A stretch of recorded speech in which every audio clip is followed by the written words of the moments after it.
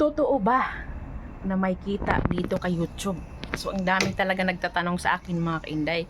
Kasi nga, ang tagal ko na dito kay YouTube, 2019 pa. So, nagtataka sila. Kasi, nakikita pa rin nila, nag-upload ako ng video. So, nagtataka sila at nagtatanong kung may kinikita ba ako dito kay YouTube. So, mga kainday, meron po akong kinikita dito kay YouTube. Kasi nga, monetize na ako.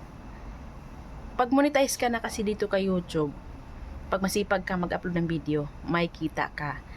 Kahit sabihin nating pasintabo-sintabo. So, ganun po ako dito mga kainday. May kinikita po ako, pero hindi ako monthly nagsasahod. Dahil nga, hindi ko nakuha yung $100 monthly. So, halos ilang buwan din ang bibilangin.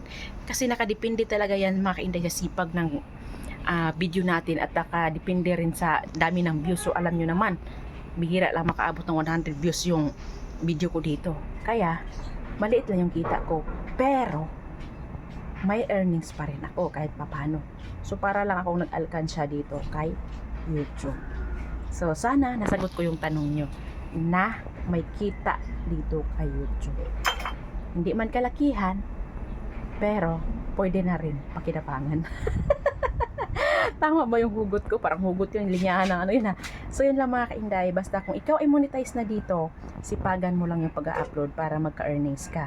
At kung ikaw man ay hindi pa monetize dito, mas lalo mong sipagan para ma-monetize ka at magka-earnings ka.